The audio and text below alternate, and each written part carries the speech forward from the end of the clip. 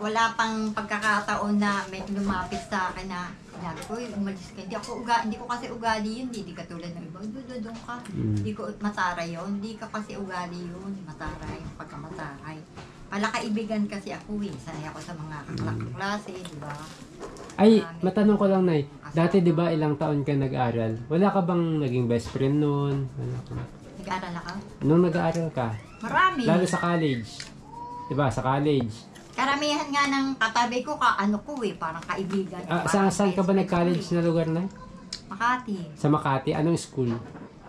Makati College ngayon. Makati College. Umak nga lang siya ngayon, University of Makati. Tawag doon. Binago yun. Wala kang naging best friend doon sa mga classmate mo dati? Bakit? Hindi. Ano lang? Meron, taga-ano siya ngayon, nasa Kabuyaw lang. Anong pangalan niya? Emi Estareja.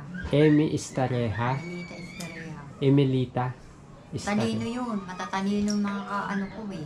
So kilala ka nun kaya, Nay? Oo. Yan. Yang unang-una siya yan? Siya daw eh. Namumukaan niyo. Siya, pumuti siya dati kasi hindi yan masyadong maputi. Ang ganda na siya. Ito na siya ngayon. Classmate mo siya ng College. anong year? Year, mga 19 ba? Hindi, anong year ng college? First year, second year, third year, fourth year? Sabay kami niyan graduate. Sabay ka graduate. Ang galing. Kilala ka pa kaya niya? Best friend mo to, Nay. Best friend mo. Pinaka-best friend. Gusto mo tawagan natin? Oo, sasagot yan? Siguro, pero hindi pa kami kasi friend. Maki-friend ka po. Hindi ko pwede pa ko mapuntahan yan. Hindi ko pa siya matatawagan. Pero Ganda nga siya eh. yung mga buddy, hindi ko muna ipapakita dito kasi nga syempre hihingi muna tayo ng pahintulot sa kanya kung okay na. Makausap, oo. Kasi ginagawa ko itong mga buddy kasi marami pong nagdududa kay Nanay Gina na kung totoo ba daw na nag-aral ka. Kaya gusto kong ipakita sa kanila na totoo yung sinasabi mo na nakapagtapos ka sa pag-aaral, nakapag-aral ka ng kolehiyo. Kaya ako natanong kanina, Nanay, kung meron ka bang classmate dati or mga naging kaibigan para at least mapatunayan ko sa kanila, sa mga nanonood sa atin na siya totoo yung sasabi mo. Pinaka-close ko kasi. Ito yung pinaka-close mo. Ang galing, no? Pero siya talaga, Tanay. Ayan. Ito pa yung isa. Yan. At kausapin ko rin siya yan. Ayan, tignan niyo muna yung mga picture niya kung siya talaga. Yung mga malilinaw kuya dyan, pakita mo. I-scroll down mo lang. Siya yan? Siya yan. Banda siya. Ay. Ay, anong address niya? Ito, ito siya to eh. Siya yan. Siya daw po. So, ano ang pangalan mo nakilala niya? Gina Galvez. Gina Galvez. Pag sinabi ko, hello po, kaibigan po ako ni Nanay Gina Galvez. Ayan, ma-recognize niya kaya. Anuhin mo na lang yung address niya. O pag nakakausap natin siya, saka natin kukunin yung address. Kasi yung nakalagay na address dito sa Facebook, hindi naman yan totoo yun. Baka lumipat. Baka lumipat. Pero yun, isang, magandang yan mga buddy, isang magandang senyales mga buddy kasi nga, gusto kong din si Nanay. Kasi nga, yung iba, nag-aral ba talaga? Ay, yung pagdududa ba, para mawala yung pagdududa nila na nag-aral ka po talaga. So kaya ako yun natanong kanina sa'yo.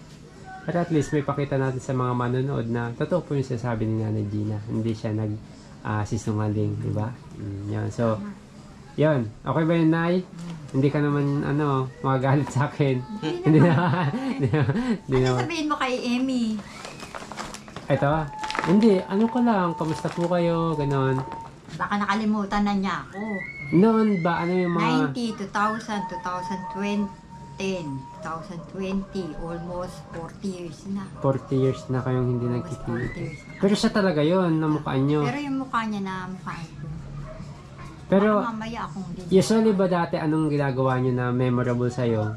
Kung sakaling nakausap mo, sabi niya, sino ka ba? Pag sinabi niya sa'yo, anong pwede mo sabihin sa kanya na hindi mo naaalala? Sabihin mo, kaya yan, parang ko yan eh. seatmate ko yan kasi di ba ang apelyido niya, ako G, magkasunod. Oh. Kaya siguro ganyan siya, kaliwa ko siya o kanan. Pero anong sasabihin mo sa kanya na hindi mo ba naaalala na ito yung ginagawa natin dati o para maalala ka niya? Anong sa tingin mo? Kumusta ng aking intelligent friend? Matalino yan eh. Ito Ano yung- yan? Baka summa cum laude, ganyan. Ah? Rumado ito, matalino. Ano yung mga samahan niya dati? Paano niya ma-recognize na ikaw? Ako yung kasama mo noon na minsan pa nga, nag-antay sa Quiapo, kasama nila Rosemary Hilera, yan. Kaano kasi namin yan eh, kabatch. Oo. Yan si Rosemary. Si Rosemary Hilera kasi ang naano ko eh, natandaan ko.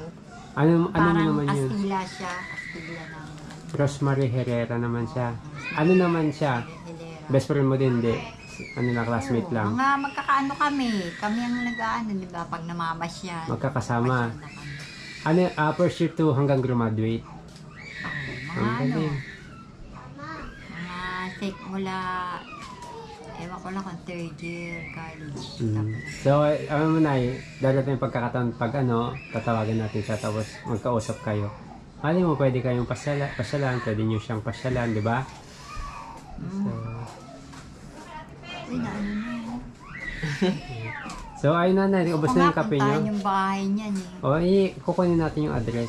Tsaka, syempre, kung i-recognize niya pa kayo, di ba? Kung maalala pa niya kayo. Hindi naman pwedeng pupunta kayo. Ako si hindi kayo kilala na. So, kaya dyan ha. Ubos na yung kape nyo? Apo. Magkaklase ko na alala mo eh. Hindi nga. Kasi yun nanay, gusto kong Susunod yung kapatid ko naman sa Okay. taga Santa Rosa. Oh, yan. Hanapin natin. Para unti-unti natin. Kasi nga, gusto kong ipakita na hindi kayo nagsisinungaling sa mga nakakapanood sa akin. Kasi nabanggit mo kanina yung pambabash. Kaya gusto kong yun na elaborate sa'yo o ipaliwanag sa'yo na ganun talaga. Hindi mo lahat mapiplease, diba? Maring may iba hindi naniniwala sa'yo dahil wala namang patunay.